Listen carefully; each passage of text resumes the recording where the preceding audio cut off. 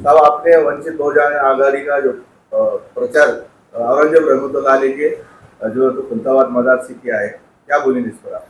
देखिए, आपके माध्यम से मैं पूर्व के मतदार संघ शहर औरंगाबाद, मराठवाड़ा और महाराष्ट्र को ये बताना चाहता हूं कि मैं जब भी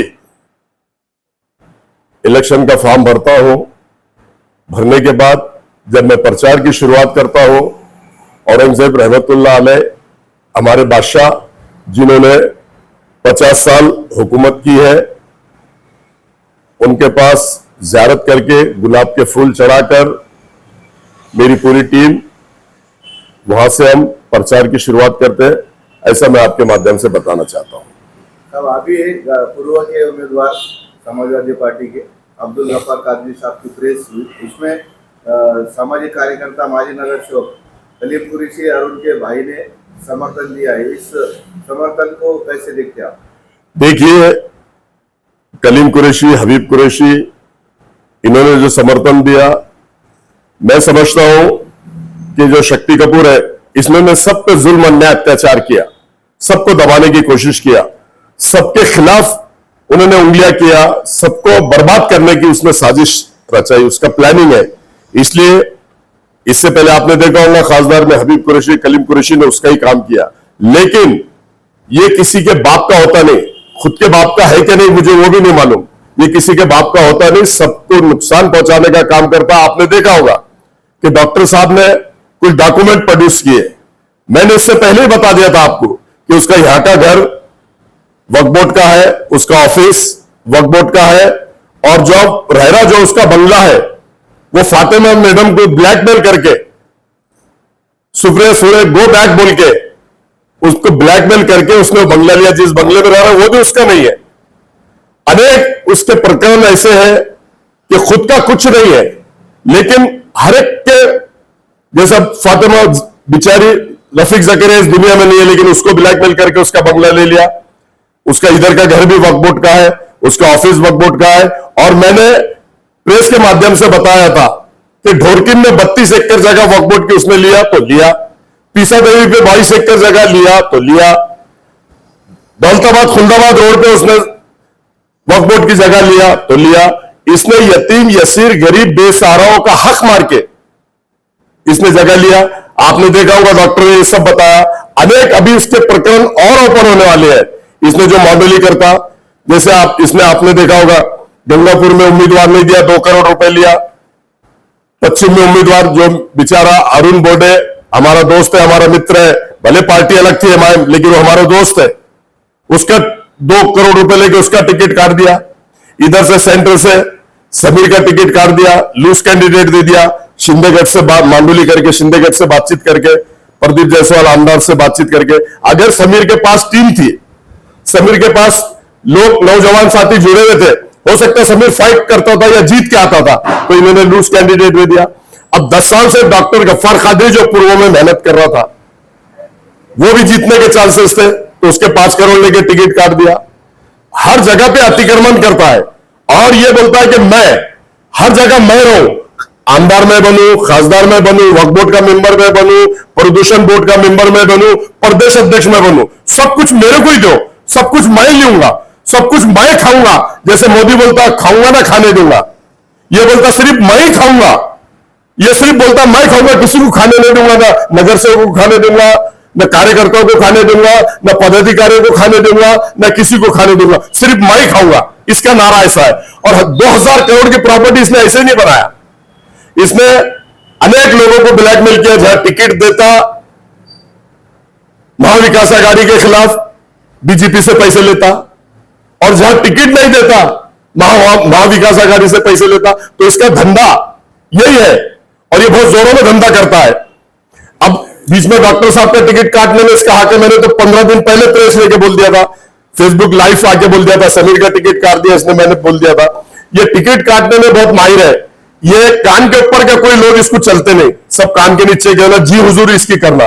ये अपने आप को किंग जॉन उन समझता, मैं हूं तो कोई नहीं। अरे तू लिक्चर है, तू 6000 की नौकरी करता था, फोटोग्राफर था, भूल मत अपने आप को।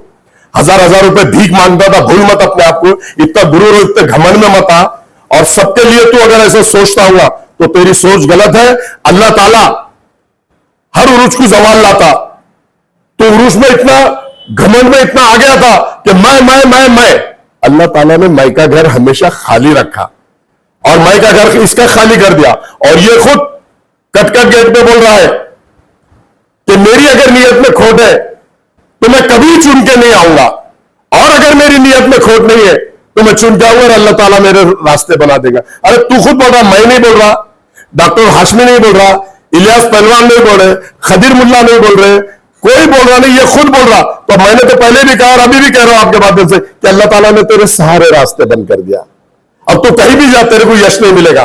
तू जितनी जल्दी आसमान की ऊंचाइयों तक गया था, अब तेरे को लोगों ने जमीन के ऊपर लाया।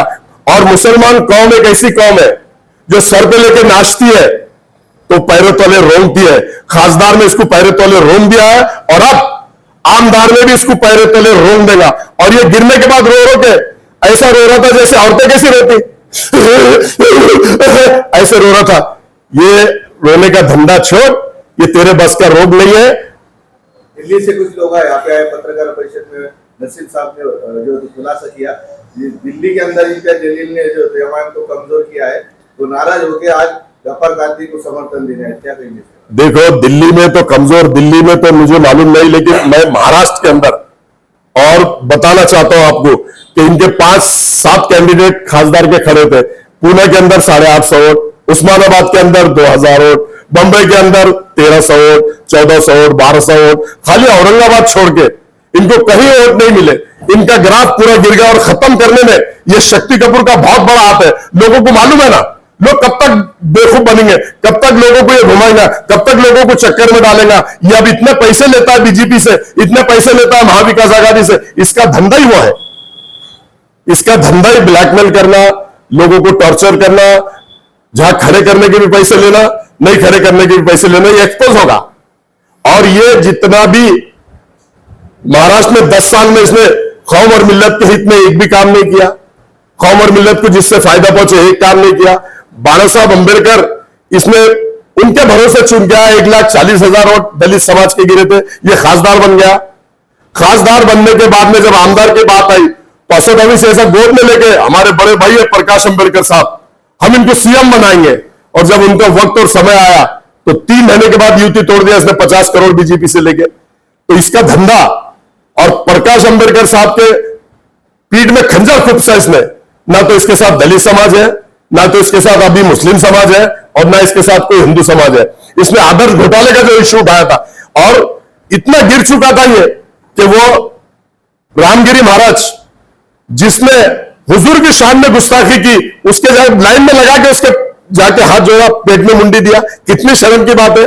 घंटे बजाया उसने, घंटे बजाने का काम किया, लेकिन ये कितनी भी चापलूसी करा, कितने भी लोगों के मुंह पे से हाथ फिराया, तो अब लोग इसके झांसे में आने वाले नहीं। ये पूरा एक्सपोज हो गया, ये पूरा एक्सपोज हो गया। मुसलमान भाई भी मेरे समझ गए, नौजवान साथी मेरे समझ गए, बुजुर्ग मेरे समझ गए, मां बहने मेरे समझ गए। और आदर्श घोटाले का जो आवाज उठाया था इसने, 2 करोड़ रुपए मांगा, 3 करोड़ रुपए मांगा, लेकिन इसको पैसा मिला नहीं, और इसने आदर्श घोटाले का कोई काम किया नहीं। और ये जो बोल रहा था खासदार में कि 1.5 लाख आदर्श घोटाले के वोट मिलेंगे, 150 भी नहीं मिले, इसको किसी ने वोट किया नहीं। और इसको वोट जो इसने लिया, सब बाला साहब का झूठा लेटरहेड बना दिया, बाला साहब ने पार्टिंबा दे दिए, उसके फोटो के साथ मेरा फोटो चिटका दिया कि अफसर खान ने कौम और मिल्लत को पार्टिंबा दे दिया। तो ये यहां तक आया। मुफ्ती हमारे पुणे के, उनका बयान झूठा चला दिया, मुफ्ती मोइज साहब का बयान चला दिया, इसलिए यहां तक आया। अब इनका ग्राफ गिर चुका। एमआईएम पूरी तरह खत्म करने वाला शक्ति कपूर है, ऐसा मैं आपके माध्यम से कहता हूं। सामने जो है तो अतुल सावे ओबीसी उम्मीदवार है, जिस तरह से प्रकाश अंबेडकर साहब ओबीसी को साथ में लेकर चल रहे हैं, आपको कितना फायदा हो सकता है पूर्व से ओबीसी का? ये देखो, ओबीसी, एससी, एसटी और आदिवासी, जितना भी गरीब तबका है, वंचित तबका है, बाबा साहब अंबेडकर साहब उसको न्याय दिलाने का काम करते हैं। और इस बार आपने देखा होगा 10 साल से इमाम वहां पर लड़ रही थी और बीजेपी वहां से लड़ रही। एक बार इमाम की सीट 4,500 वोटों से गिरी, दूसरी बार 13,000 वोटों से गिरी। अब इस बार प्रकाश अंबेडकर साहब ने मुझे उम्मीदवारी दी, जबकि अब दलित समाज मेरे साथ है, अब मुसलमान नौजवान साथियों ने, बुजुर्गों ने, दोस्तों ने और मेरी मां बहनों, ये समझ लेना चाहिए कि 4,500 से गिरा, 13,000 से गिरा। अफसर खान के साथ वंचित बहुजन अघाड़ी, बाबा साहब अंबेडकर मेरे साथ है, दलित समाज मेरे साथ है, बौद्ध समाज मेरे साथ है, भंती जी मेरे साथ है, तो सबने एक जगह आके एकजुट होकर अगर अफसर खान को मतदान करते हैं तो अल्लाह के फजलो करम से जीत वंचित बहुजन अघाड़ी की, बाबा साहब अंबेडकर की और अफसर खान की होंगी। ऐसा मैं आपके माध्यम से कहना चाहता हूं। वोटरों से क्या अपील करेंगे आप? वोटरों से यह अपील कर रहा हूं कि देखो, सोचो, समझो, समझ लो। अभी ये शक्ति कपूर पहले जो मतदार से चुन के आया था, मध्य से, वहां से इलेक्शन में लड़ रहा है, कितनी मिली भगत है, ये बीजेपी से कितनी साठगांठ करता है। जो चुन के आने वाला था उसका टिकट काट दिया, यहां से जो समीर चुन के आने वाला था उसका टिकट काट दिया और खुद बाहर लड़ रहा। अब उसको तो आना है ही नहीं, लेकिन उसका ईमान धर्म सब कुछ गांधी जी है, उसको पैसे गांधी जी के बंडल चलते। कुत्ते को कैसा पर हड्डी फेंकते हैं तो राल टपकाता, इसके सामने गांधी जी के बंडल फेंको, करोड़ रुपए, ये भी कुत्ते के से दो मिलाता और राल टपकाता। इसका ईमान धर्म सब कुछ पैसा है, गांधी जी है। न ये पदाधिकारी को देखता, न नगर सेवकों को देखता, न किसी को देखता। ये सिर्फ अपना घर भरने का काम करता, अपनी फैमिली बनाने का काम करता और 2,000 करोड़ की इसने प्रॉपर्टी किया। और एक फंड जो होता है रोड का, इसने 4-4 लोगों से फंड लाया और एक फंड में काम किया। इन्हें 2,000 करोड़ रुपए इसने कमाया और 500 से 600 करोड़ बाबा बिल्डर ने कमाया।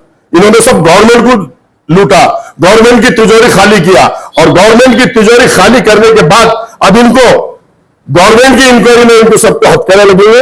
आपके माध्यम से ऐसा मैं कहता हूं। शहर में ऐसी चर्चा है, एक केंद्र की कमेटी पे थे जिसकी वजह से आवाम के कुछ बच्चे जो नौकरी को लगा सकते थे और उनके ही दोस्त से उनका आपसी झगड़ा हुआ, ऐसी चर्चा है। इन्होंने एक भी बच्चे को, मुस्लिम को नौकरी नहीं लगा, क्या कहने? अरे, खासदार रहने के बाद में अनेक कंपनियों में, अनेक सेक्टर में लोग लगाए जाते हैं। मैं तो कारपोरेटर हूं, जाकर देखो आप कारपोरेशन में कितने लोग मैंने लगाया, प्राइवेट कंपनी भी मैंने लोग लगाया, मैंने वॉचमैन लगाया, मैंने कब्रिस्तान पे जितने कब्रिस्तान है उसमें वॉचमैन देने का काम किया। ये तो खासदार है।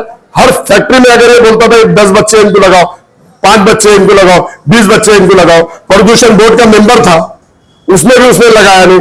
ये किसी का फायदा करता नहीं, कंपनी वालों को उल्टा बोलता होगा, काहे को लोगों को लगा रहे, मेरे को दे दो 2 लाख, मेरे को दे दो 5 लाख, मेरे को दे दो 1 लाख। तो ये अपना फायदा देखता है, ये कौम और मिल्लत का फायदा नहीं देखता, नौजवानों को नौकरी लगाने का फायदा नहीं देखता। ऐसा मैं आपके माध्यम से कहता हूं।